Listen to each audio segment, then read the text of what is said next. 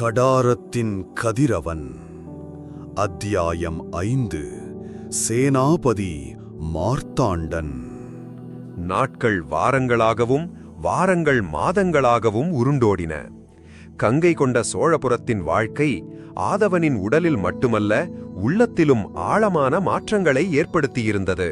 அவன் தோள்கள் அகன்று தசைகள் இறுகி ஒரு தேர்ந்த வீரனுக்குரிய தோரணை அவனிடம் குடியேறியிருந்தது.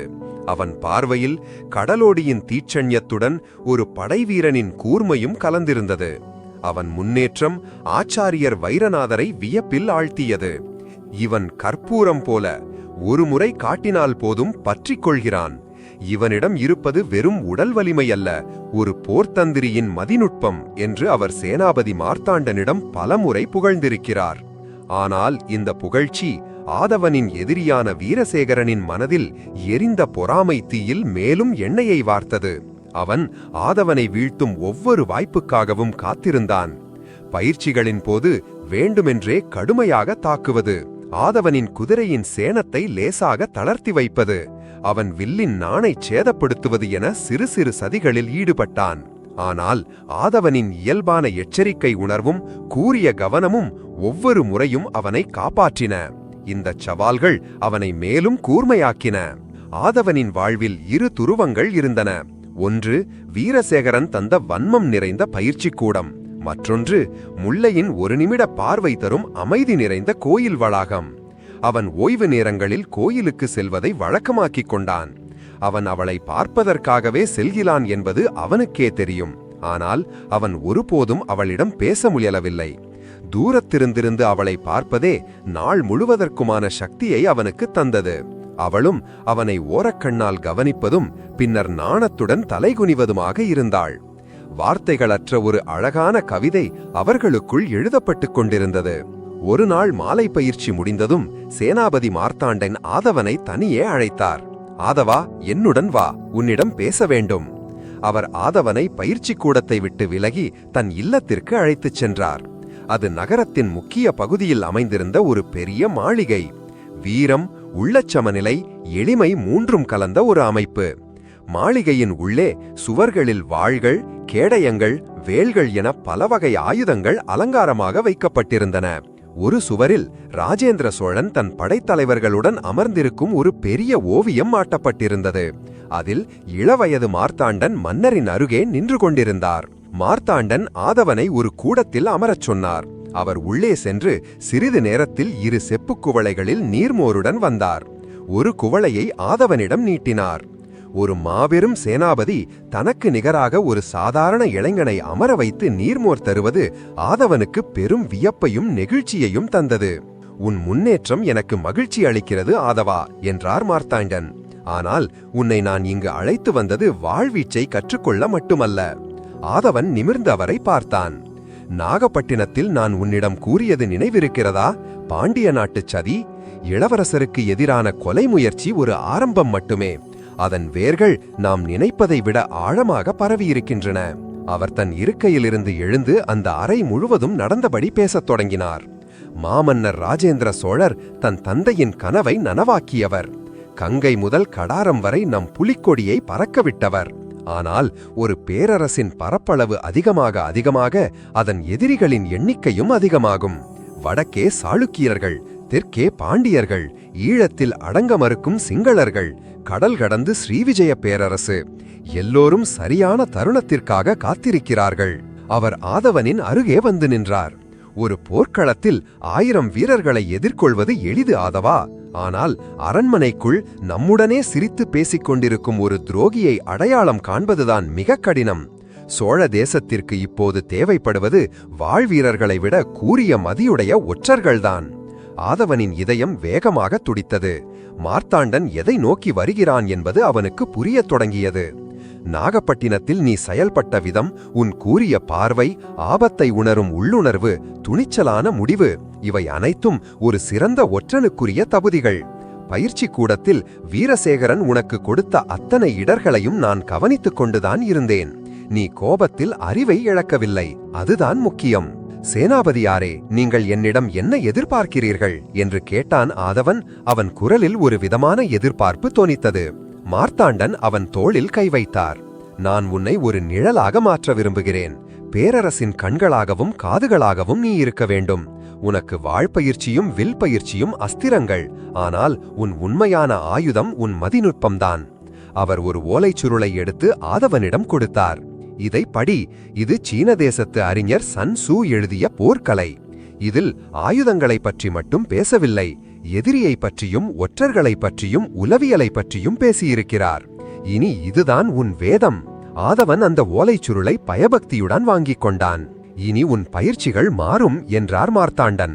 பகல் நேரங்களில் மற்றவர்களுடன் நீ ஒரு சாதாரண வீரனாக பயிற்சி செய்வாய். ஆனால் இரவுகளில் நீ என் மாணவன். உனக்கு நான் கற்றுத்தருவது அரச தந்திரம், பல்வேறு தேசங்களின் மொழிகள், வரைபடங்களை புரிந்து கொள்ளுதல், மாறுவேடம் புனைதல் மற்றும் ஒருவரின் கண்களை பார்த்து உண்மையையும் பொய்யையும் எடை போதுதல். அந்த கணம் ஆதவனின் வாழ்வில் ஒரு புதிய கதவு திறந்தது. அவன் இனி ஒரு படை வீரன் மட்டுமல்ல, அவன் ஒரு ராஜதந்திரி, ஒரு ஒற்றன். இது அவன் கற்பனை செய்து பார்த்திராத ஒரு பாதை. ஆனால் இந்த பாதைதான் அவனை சரித்திரத்தின் மையத்திற்கு அழைத்து செல்லும் பாதை என்பதை அவன் உள்ளுணர்வு உணர்த்தியது. இப்போதைக்கு உனக்கு ஒரு சிறிய வேலை என்றார் மார்த்தாண்டன் தன் குரலை தாழ்த்தியபடி. நம் பயிற்சி கூடத்தில் யாரோ ஒரு பாண்டிய ஒற்றர்களுக்கு செய்தி அனுப்புகிறார்கள் என்று எனக்கு சந்தேகம். அந்த நபர் யார் என்று எனக்கு தெரிய வேண்டும். அது வீரசேகரனாக இருக்கலாம், அல்லது அவன் நண்பர்களில் ஒருவனாகவும் இருக்கலாம், அல்லது நாம் சந்தேகிக்காத வேறு ஒருவராக கூட இருக்கலாம். யாரையும் நம்பாதே, அனைவரையும் கவனி. ஆதவனுக்கு இது ஒரு பேரிடி போல இருந்தது. அவன் உடன் பயிற்சி செய்பவர்களையே அவன் ஒற்றறிய வேண்டுமா? குறிப்பாக வீரசேகரனை. வீரசேகரனை எனக்கு பிடிக்காது சேனாபதியாரே, ஆனால் அவன் அகந்தை பிடித்தவன், முட்டாள், ஆனால் துரோகியாக இருப்பானா என்று ஆதவன் தயங்கினான். மார்த்தாண்டன் புன்னகைத்தார். ஒரு சிறந்த ஒற்றன் தன் சொந்த விருப்பு வெறுப்புகளை வைத்து யாரையும் எடை போட மாட்டான் ஆதவா.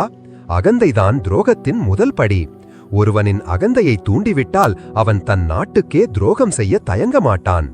உன் வேலை சந்தேகிப்பதல்ல, கண்காணிப்பது, ஆதாரங்களை திரட்டுவது. போ. ஆதவன் குழப்பத்துடனும் ஒரு பெரிய பொறுப்புணர்ச்சியுடனும் அங்கிருந்து வெளியேறினான். அவன் கைகளில் இருந்த சன்சூவின் ஓலைச் சுருள் கனமாக இருந்தது. அது வெறும் ஓலை அல்ல, அது சோழ பேரரசின் பாதுகாப்பு சுமையின் ஒரு பகுதி.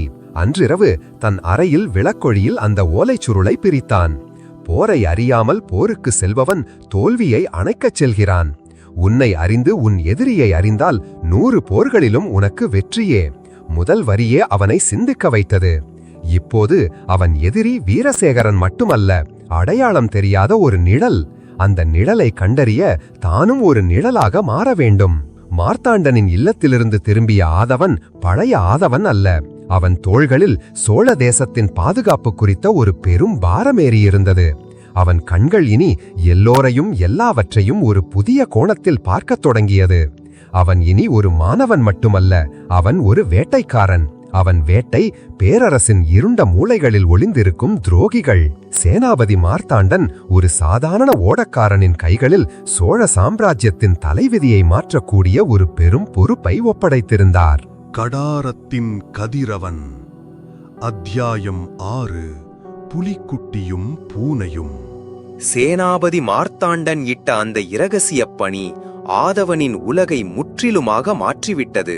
அவன் கண்கள் இப்போது 2 விதமாக பார்க்கத் தொடங்கின. ஒரு பார்வை பயிற்சிக் களத்தில் அவன் சக வீரர்களை பார்த்தது.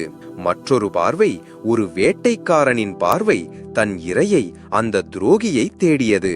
அவன் இப்போது 2 வேடங்களில் வாழ பழகிக் கொண்டிருந்தான். பகலில் அவன் ஒரு புலிக்குட்டி, தன் பலத்தையும் வேகத்தையும் வெளிக்காட்டி மற்றவர்களுடன் மோதினான்.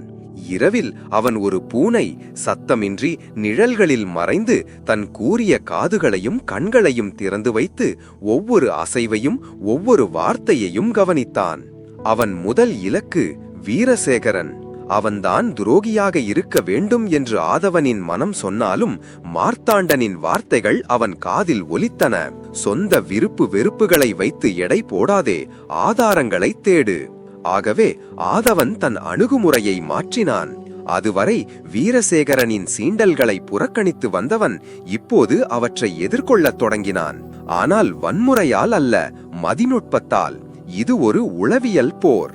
பயிற்சி களத்தில் வீரசேகரன் அவனை பரதவா என்று ஏளனம் செய்தால் ஆதவன் புன்னகையுடன், ஆம், பரதவன்தான், கடவின் ஆழம் தெரிந்தவன், உங்களைப் போல குளத்து நீரில் குளிப்பவர்களுக்கு அது புரியாது என்பான்.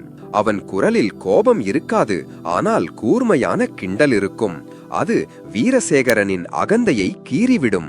ஒருமுறை குதிரை ஏற்ற பயிற்சியின் போது வீரசேகரன் தன் விலையுயர்ந்த அரேபிய குதிரையை பற்றி பெருமையடித்துக் கொண்டிருந்தான். இது புயலை போன்றது, இதை அடக்குவது என்னை போன்ற வீரர்களுக்கு மட்டுமே சாத்தியம் என்றான். ஆதவன் தனக்கு ஒதுக்கப்பட்டிருந்த சாதாரண சோழ நாட்டு மட்டக்குதிரையை தடவிக் கொடுத்தபடி சொன்னான். குதிரையின் விலையில் இல்லை வீரம், அதை செலுத்துபவனின் திறமையில்தான் இருக்கிறது. புயலை அடக்குவது பெரியதல்ல, ஒரு சாதாரண காற்றை புயலின் வேகத்தில் செலுத்த முடியுமா உங்களால்? அன்று நடந்த குதிரை பந்தயத்தில் ஆதவன் தன் சாதாரண குதிரையை அதன் முழு திறனையும் வெளிக்கொண்டு தந்திரமாக ஓட்டி வீரசேகரனின் அரேபிய குதிரையை நூலிழையில் தோற்கடித்தான். வீரசேகரனால் அந்த தோல்வியை தாங்கிக் கொள்ளவே முடியவில்லை. ஆதவனின் ஒவ்வொரு வெற்றியும் வீரசேகரனின் மனதில் வன்மத்தை வளர்த்தது. ஆதவனின் நோக்கமும் அதுதான். கோபத்திலும் அவமானத்திலும் ஒருவன் நிதானத்தை இழப்பான். அப்போதுதான் அவன் தவறுகள் செய்வான். தன் இரகசிய பணிக்காக ஆதவன் இரவுகளில் தன் இருப்பிடத்தை விட்டு வெளியேறத் தொடங்கினான். பயிற்சி கூடத்தின் விதிகளை மீறி அவன் சத்தமின்றி சுவரேறி குதித்து நகரத்தின் தெருக்களில் உலாவினான். அவன் நோக்கம் வீரசேகரனின் நடவடிக்கைகளை கண்காணிப்பது. வீரசேகரன் இரவில் தன் நண்பர்களுடன் மது அருந்துவதும் ஆடல் பாடல் அரங்குகளில் கழிப்பதுமாக இருந்தான். அவன் தந்தை படைத்தலைவர் இராஜசிம்மரின் செல்வாக்கால் அவனை கேள்வி கேட்க யாரும் இல்லை. ஆதவன் ஒரு சாதாரண வழிப்போக்கனைப் போல தன் முகத்தை ஒரு துண்டால் மறைத்தபடி அவனை பின்தொடர்ந்தான். பல இரவுகள் வீணாக கழிந்தன. வீரசேகரன் ஒரு திமிர் பிடித்த ஒழுக்கமற்ற இளைஞனாக இருந்தானே தவிர ஒரு துரோகிக்கான எந்த அறிகுறியையும் வெளிக்காட்டவில்லை. ஆதவனின் மனம் சோர்வடையத் தொடங்கியது. ஒருவேளை தன் சந்தேகம் தவறோ? அப்படியான ஒரு இரவு வீரசேகரன் வழக்கத்தை விட அதிகமாக குடித்துவிட்டு தன் மாளிகைக்கு தள்ளாடிவிடி திரும்பிக் கொண்டிருந்தான். ஆதவன் சற்று தொலைவில் ஒரு கட்டிடத்தின் நிழலில் மறைந்து அவனை கண்காணித்தான். அப்போது எதிர்பாராத ஒன்று நிகழ்ந்தது. ஒரு குறுகால சந்தில் வீரசேகரனை இருவர் வழிமறித்தனர். அவர்கள் முகமூடி அணிந்திருந்தனர். படைத்தலைவர் மகனே, உன்னிடம் இருக்கும் பணத்தை கொடு என்று கத்தினான் ஒருவன். இது ஒரு சாதாரண கொள்ளை முயற்சி போல தெரிந்தது. போதையில் இருந்த வீரசேகரன் தன் வாளை உருவ முயன்று தடுமாறினான். கொள்ளையர்கள் அவனை எளிதாக கீழே தள்ளி அவன் இடுப்பில் இருந்த பணப்பையை அபகரிக்க முயன்றனர். நிழலில் இருந்த ஆதவன் ஒரு கணம் யோசித்தான். அவன் என் எதிரி, அவன் அழிந்தால் எனக்கு நல்லது, நான் ஏன் உதவ வேண்டும்? ஆனால் மறுகணம் மார்த்தாண்டனின் முகம் அவன் கண்முன் வந்தது. அவன் கண்காணிப்பின் கீழ் இருக்கும் ஒருவன் அவன் கண்முன்னே தாக்கப்படுவது அவன் திறமையின்மை. மேலும் வீரசேகரன் இறந்தால் அவனிடம் எந்த உண்மையையும் கண்டறிய முடியாது. அடுத்த நொடி ஆதவன் அந்த நிழலிலிருந்து பாய்ந்தான். அவன் ஒரு கொள்ளையனின் கழுத்தில் தன் கையால் பலமாக தாக்க அவன் நிலைகுலைந்து கீழே விழுந்தான். மற்றொருவன் இந்த திடீர் தாக்குதலால் திகைத்து திரும்ப ஆதவனின் கால் அவன் மார்பில் பலமாக உதைத்தது. அவனும் சுருண்டு விழுந்தான். எல்லாம் சில நொடிகளில் முடிந்துவிட்டது. தரையில் கிடந்த வீரசேகரன் தள்ளாடிபடி எழுந்து பார்த்தான். அங்கே தன்னை தாக்கியவர்கள் வீழ்ந்து கிடக்க முகமூடி அணிந்த ஒருவன் நிற்பதைக் கண்டான். அவன் தன்னைத்தான் காப்பாற்றினான் என்பது புரியாமல், யாரடா நீ, என்னையும் கொல்ல வந்தாயா என்று போதையில் உளறினான். ஆதவன் பேசவில்லை. அவன் கண்கள் தரையில் கிடந்த கொள்ளையர்கள் மீது சென்றன. அவர்கள் அணிந்திருந்த காலணிகள் சாதாரண கொள்ளையர்களின் காலணிகள் போல இல்லை. அவை நன்கு பயிற்சி பெற்ற வீரர்கள் அணியும் தோல் காலணிகள். மேலும் அவர்கள் தாக்கிய விதம் ஒரு பணத்துக்காக தாக்கும் கொள்ளையனின் முறையல்ல. அது ஒருவனை பிடித்துச் செல்லும் வீரர்களின் முறை. இது ஒரு நாடகம். ஆதவன் அந்த இருவரில் ஒருவனின் முகமூடியை கிழித்தான். அவனை பார்த்ததும் ஆதவனுக்கு தூக்கிவாரி போட்டது. அவன் பயிற்சி கூடத்தில் இருக்கும் ஒரு சாதாரண படைவீரன். வீரசேகரனின் நிழல் போல திரியும் அவன் நண்பர் குழாமைச் சேராத, ஆனால் அடிக்கடி அவர்களை பார்த்துச் செல்லும் ஒருவன். அப்போதுதான் ஆதவனின் மனதில் ஒரு மின்னல் வெட்டியது. இது கொள்ளை முயற்சி அல்ல, இது வீரசேகரனை சோதிக்கும் ஒரு பரீட்சை, அல்லது அவனுக்கு ஒரு செய்தியை சொல்ல நடத்தப்படும் ஒரு நாடகம். அதற்குள் அந்த வீரன் சுதாரித்துக் கொண்டு தன் கையிலிருந்த ஒரு சிறிய புகைக்குண்டை தரையில் அடித்தான். புஸ் என்ற சத்தத்துடன் அடர்ந்த புகை அந்த சந்து முழுவதும் பரவியது. கண் இமைக்கும் நேரத்தில் அந்த இருவரும் புகைக்குள் மறைந்து ஓடிவிட்டனர். வீரசேகரன் இருமிக்கொண்டே நில்லுங்கள் நில்லுங்கள் என்று கத்தினான். புகை விலகிய போது அங்கே வீரசேகரனை தவிர வேறு யாரும் இல்லை. தன்னை மீட்பதாக வந்ததாக அவன் நினைத்த அந்த முகமூடி வீரனும் மாயமாய் மறைந்து விட்டான். வீரசேகரன் குழப்பத்துடன் தன் மாளிகைக்கு சென்றான். அவன் மனதில் 1000 கேள்விகள். ஆனால் ஆதவனின் மனதில் ஒரே ஒரு கேள்விதான். அந்த வீரர்கள் யார்? அவர்களை அனுப்பியது யார்? வீரசேகரனுக்கு அவர்கள் சொல்ல வந்த செய்தி என்ன? அவன் தன் இருப்பிடத்திற்கு திரும்பிய போது உறக்கம் அவனை தள்ளவில்லை. தன் முதல் வேட்டையிலேயே அவன் புதருக்குள் மறைந்திருக்கும் புலியின் வாளை மட்டுமே பிடித்து விட்டான். ஆனால் புலியின் முகம் இன்னும் தெரியவில்லை. மறுநாள் பயிற்சி கூடத்தில் வீரசேகரனின் நடவடிக்கைகளில் ஒரு மாற்றம் தெரிந்தது. அவன் அகந்தை சற்று குறைந்திருந்தது போலவும் ஒருவிதமான ஆழ்ந்த சிந்தனையிலும் குழப்பத்திலும் இருப்பது போலவும் தோன்றியது. அவன் கண்கள் அடிக்கடி முதல் நாள் இரவு கொள்ளையனாக நடித்த அந்த படைவீரனை தேடின. ஆதவன் தன் அடுத்த கட்ட ஆட்டத்தை தொடங்க தயாரானான். அவன் இப்போது வீரசேகரனை மட்டும் கண்காணிக்கவில்லை, அந்த மர்மமான படைவீரனையும் தன் கண்காணிப்பு வலயத்திற்குள் கொண்டு வந்தான். ஒரு புலிக்குட்டியை வைத்து பெரிய பூனைகளை பிடிக்கும் ஆட்டம் இப்போதுதான் சூடு பிடிக்கத் தொடங்கியிருந்தது. ஆதவன் அந்த பூனைகளின் கால் தடைகளை பின்தொடர ஆரம்பித்தான். அந்த தடங்கள் அவனை சோழ அரண்மனையின் இருண்ட மூலைகளுக்கு அழைத்துச் செல்லும் என்பதை அவன் அப்போது அறிந்திருக்கவில்லை.